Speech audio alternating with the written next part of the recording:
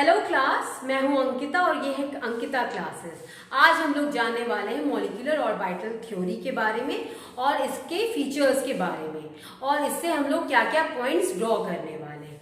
तो आइए और सीखते हैं। Thank you. आज हम लोग केमिकल बॉन्डिंग का एक इम्पॉर्टेंट टॉपिक पढ़ने जा रहे हैं, जो कि है एमओटी या फिर मॉलिक्यूलर ऑर्बिटल थ्योरी। आइए जानते हैं इस टॉपिक के बारे में। मॉलिक्यूलर ऑर्बिटल थ्योरी को देने वाले हैं एफ फंड और आर.एस. मोलिकन। इन्होंने इसकी डिस्कवरी 1932 में की। इससे हम लोग क्या कैलकुलेट करते हैं? इससे बॉन्ड ऑर्डर के बारे में पता चलता है। अब बॉन्ड ऑर्डर क्या होता है?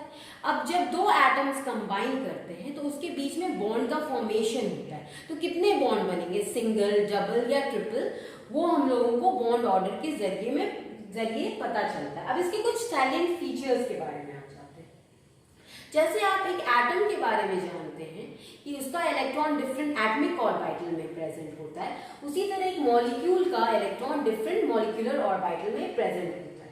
ये इसका पहला पॉइंट। दूसरा पॉइंट, कोई भी एटमिक ऑर्बिटल कंबाइन करता है ताकि वो मॉलिक्यूलर ऑर्बिटल बना सके, तो इसके पीछे कुछ रीजंस होते हैं।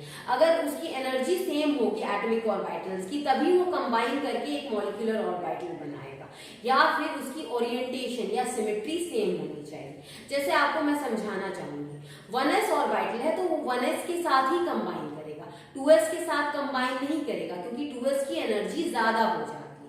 इसी तरह अगर 2px ऑर्बिटल है तो वो 2px ऑर्बिटल ही के साथ कंबाइन करना चाहेगा, ना कि 2py या 2pz के साथ, क्योंकि उसकी ओरिएंटेशन x एक्सिस के अलोंग है, ना कि y या फिर z एक्सिस के अलोंग है। तीसरा पॉइंट है, आप जानते हैं कि एक एटमिक ऑर्बिटल का एक सिंगल न्यूक्लियस होता है, लेकिन मॉलिक्यूलर ऑर्बिटल जो होता है वो एक से ज्यादा या दो से ज्यादा एटम्स को कंबाइन करके बनता है। तो इसमें ज्यादा मोर नंबर ऑफ न्यूक्लियस होते हैं। इसलिए अगर हम सीधी सरल भाषा में कहें तो एटमिक ऑर्बिटल जो होता है वो मोनोसेंट्रिक होता है, लेकिन मॉलिक्यूलर ऑर्बिटल जो होता है वो पॉलीसेंट्रिक होता है। आप इस पॉइंट्स को नोट डाउन कर लें।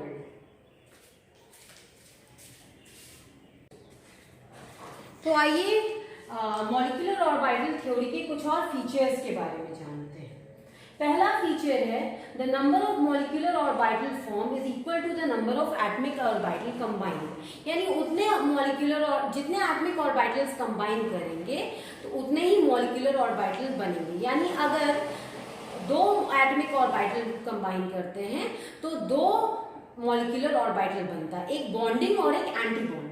दूसरा पॉइंट ये है कि बॉन्डिंग ऑर्बिटल का एनर्जी जो होता है वो कम होता है, लेकिन उसकी स्टेबिलिटी ज्यादा होती है। Vice versa anti bonding orbital की एनर्जी ज्यादा हो जाएगी और स्टेबिलिटी कम होगा।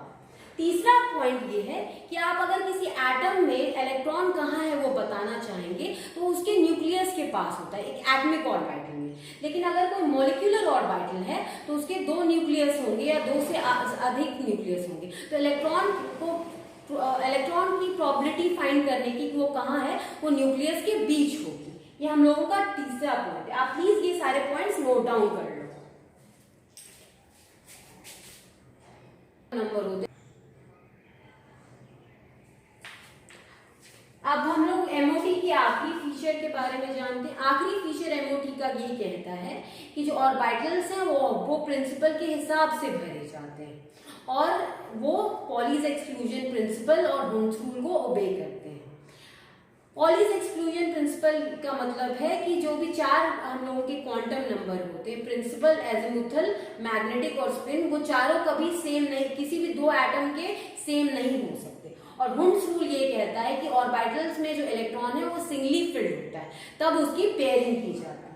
अगर आप हॉब्बो प्रिंसिपल, पॉलीज एक्सक्लूजन प्रिंसिपल और हुंस रूल के बारे में वीडियो जानना चाहते हैं तो मुझे कमेंट पे बता दीजिए, मैं इसका वीडियो बता दूंगी। तो चलिए अब हम लोग फर्दर मॉलिक्यूलर ऑर्बिटल थ्योरी को स्टडी करते हैं।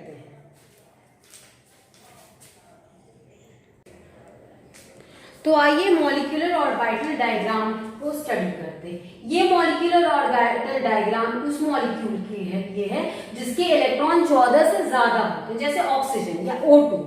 O2 में टोटल 16 इलेक्ट्रॉन होते हैं। ऑक्सीजन का एटॉमिक नंबर होता है 8 और इसकी इलेक्ट्रॉनिक कॉन्फ़िगरेशन होती है 1s2, 2s2, 2p4।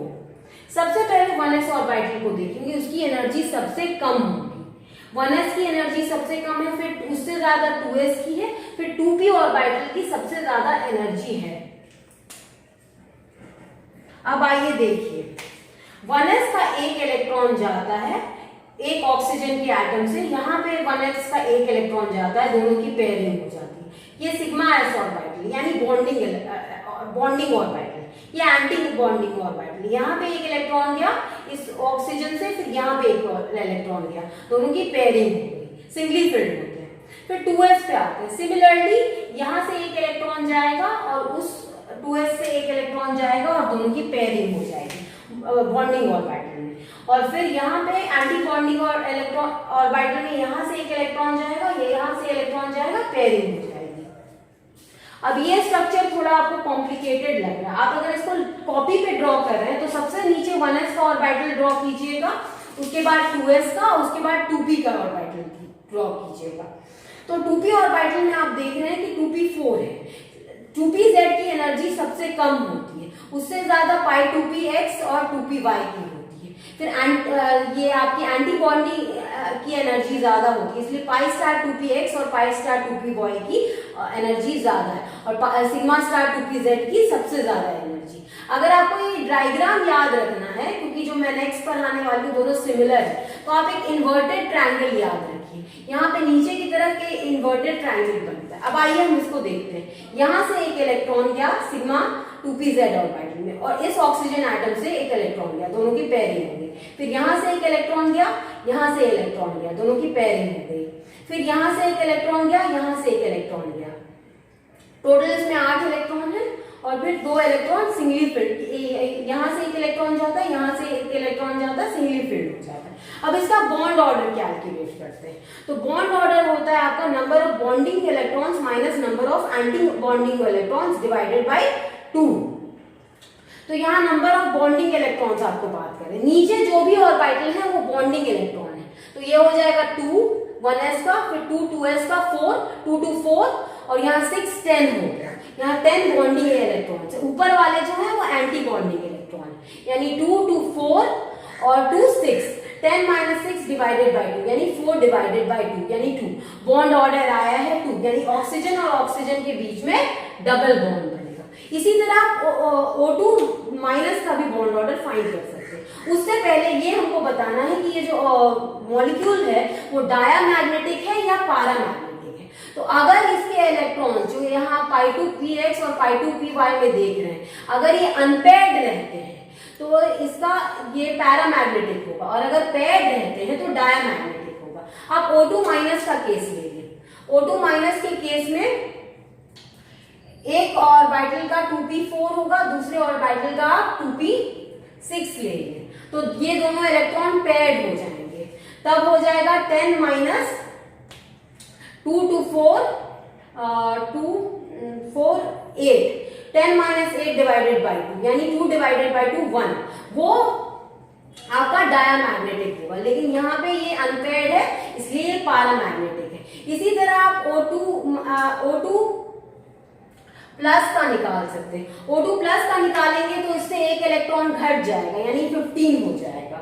15 होगा यानी यहाँ एक इलेक्ट्रॉन नहीं होगा। 10 - 5 डिवाइडेड बाय 2 यानी आपका कितना आ जाएगा 5 डिवाइडेड बाय 2 यानी 2.5 उसका बॉन्ड ऑर्डर आएगा। इसी तरह आप O2 माइनस का भी निकाल सकते हैं, तो यहाँ पे क्या हो जाएगा इलेक्ट्रॉन 17 हो जाएगा, तो ये पेयर्ड हो जाएगा। तो 10 माइनस आपका 7 हो जाएगा, 3 डिवाइडेड बाय 2। आप ये अच्छे से नोट डाउन कर लें। अगर कोई डाउट हो तो आप पूछ सकते हैं, मुझे कमेंट बॉक्स में बता सकते हैं।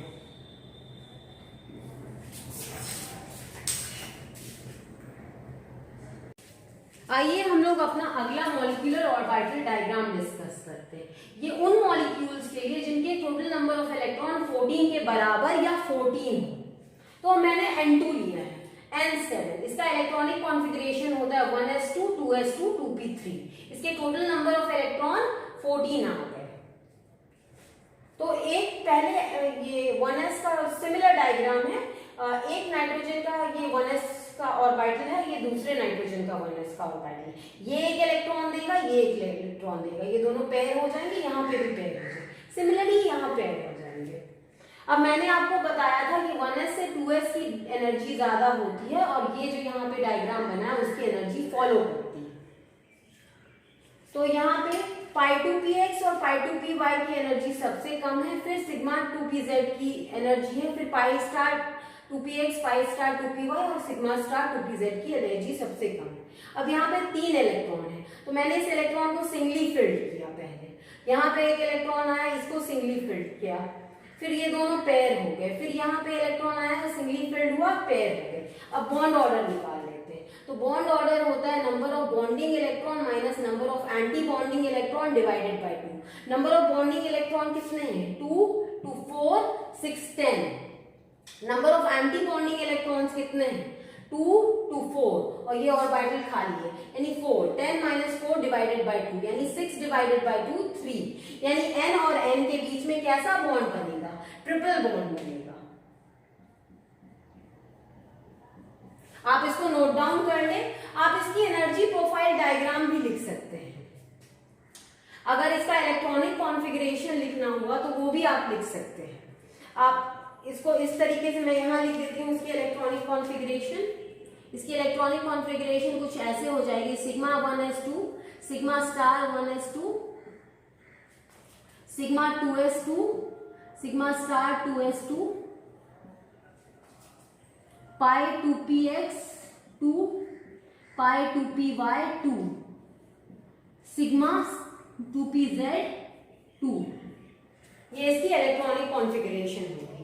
आप नोट डाउन कर लें। अब हम लोग अगला एग्जांपल जो करने वाले हैं वो एक हेटेरो एटम का है।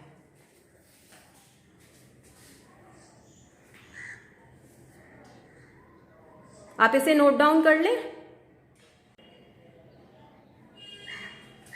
आइए तो अपना अगला एग्जाम्पल देखते हैं।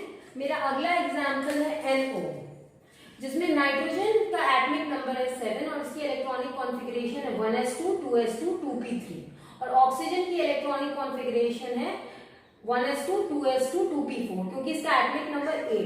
अब मैं एक बात बताना चाहूंगी, यहाँ पे NO में दो तरह के मॉलिक्यूल है, एक ऑक्सीजन है और एक नाइट्रोजन है। नाइट्रोजन से ऑक्सीजन की इलेक्ट्रोनेगेटिविटी ज्यादा रहेगी, इसलिए ये ऑर्बिटल जो है, इस ऑर्बिटल शाय बी वो ऊंचा है शाय ए से, क्योंकि इसकी शाय बी की इलेक्ट्रोनेगेटिविटी कम है और शाय ए की इलेक्ट्रोनेगेटिविटी ज्यादा है। आप जानते हैं जब हम लोग पीरियोडिक टेबल में लेफ्ट टू राइट बढ़ते हैं तो इलेक्ट्रोनेगेटिविटी इंक्रीज करती है। अब हम इसकी इलेक्ट्रॉनिक कॉन्फ़िगरेशन के ऊपर आते हैं। तो 1s का डायग्राम कॉमन रहेगा, वो मैंने यहाँ स्किप कर दिया क्योंकि स्पेस नहीं था। तो यहाँ 2s है, इसका 2s इसके 2s के साथ कंबाइन करेगा, तो ये एक इलेक्ट्रॉन देगा और ये एक इलेक्ट्रॉन देगा, ये एक इलेक्ट्रॉन देगा, ये सिग्मा s है और ये सिग्मा s स्टार है। यहाँ 1s का भी ऑर्बिटल होगा, लेकिन वो स्पेस की रिस्ट्रिक्शन की वजह से मैंने ड्रॉ नहीं किया है। अब आते हैं 2p3 ऑर्बिटल पे। यहाँ पे नाइट्रोजन के 2p3 इलेक्ट्रॉन्स हैं और ऑक्सीजन के 2p4 इलेक्ट्रॉन हैं। तो सबसे पहले नाइट्रोजन का एक इलेक्ट्रॉन यहाँ जाएगा, ऑक्सीजन का एक इलेक्ट्रॉन यहाँ जाएगा, फिर नाइट्रोजन का एक इलेक्ट्रॉन यहाँ जाएगा, फिर ऑक्सीजन का एक इलेक्ट्रॉन यहाँ जाएगा। ये पेयर हो गया। टोटल इलेक्ट्रॉन जो है 4 और 3 7 है। फिर एक इलेक्ट्रॉन यहाँ जाएगा, ये 6 हो जाएगा।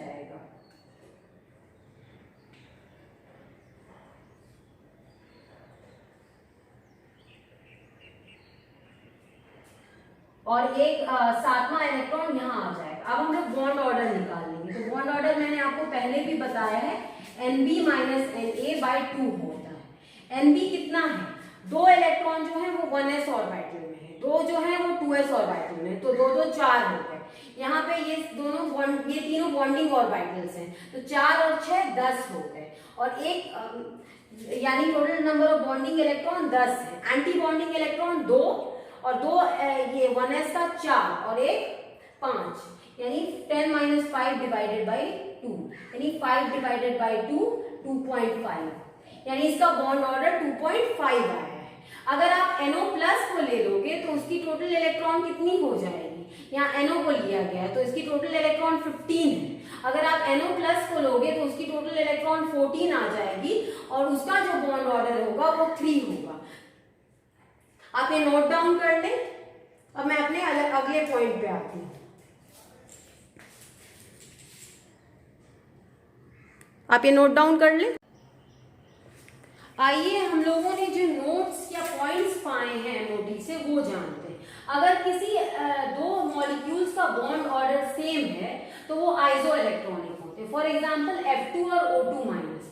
F2 में भी दो बॉन्ड ऑर्डर 2 आता है और O2 माइनस में भी बॉन्ड ऑर्डर 2 आता है और दोनों के नंबर ऑफ इलेक्ट्रॉन इसके भी 18 है और ऑक्सीजन के 16 होते हैं और -2 चार्ज है तो 18 हो जाएगा।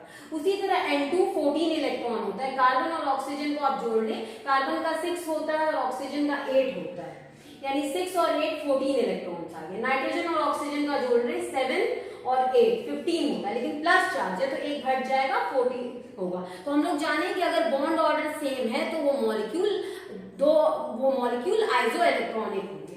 दूसरे पॉइंट पे आते हैं। अगर बॉन्ड ऑर्डर हाई है तो जो बॉन्ड लेंथ होगी वो बहुत शॉर्ट हो जाएगी। जाहिर सी बात है, अगर किसी मॉलिक्यूल में सिंगल बॉन्ड है तो उसकी बॉन्ड लेंथ और डबल और ट्रिपल बॉन्ड की बॉन्ड लेंथ में डिफरेंस आ जाएगा। जितना नंबर ऑफ बॉन्ड्स बनेगा उतनी शॉर्टर बॉन्ड लेंथ होगी। और अगर दूसरा पॉइंट ये है, अगर बॉन्ड ऑर्डर ज्यादा है 2 या 3 है तो उसकी बॉन्ड डिसोसिएशन एनर्जी बहुत हाई होगी। अगर 2 या 3 बॉन्ड्स किसी मॉलिक्यूल में बने हुए हैं तो उसको एटम्स में तोड़ना, बॉन्ड डिसोसिएट करना बहुत मुश्किल होगा, उसकी एनर्जी बहुत हाई चाहिए। आप ये सारे पॉइंट्स नोट डाउन कर लो, अच्छे से समझ लो। आई होप आज का क्लास आपको अच्छा लगा हो। आप कमेंट बॉक्स में मुझे कंस्ट्रक्टिव फीडबैक्स लिख सकते हैं। अगर कुछ मेरे पढ़ाई में लैकिंग है तो आप बता सकते हैं, मैं उसे इम्प्रूव करने की कोशिश करूंगी। अगले क्लास में हम लोग बॉर्न हैबर्ट साइकिल पढ़ने वाले हैं, जो कि केमिकल बॉन्डिंग और थर्मोडायनेमिक्स दोनों में पढ़ा जाता है। थैंक यू और नेक्स्ट क्लास में मिलते हैं। Good bye.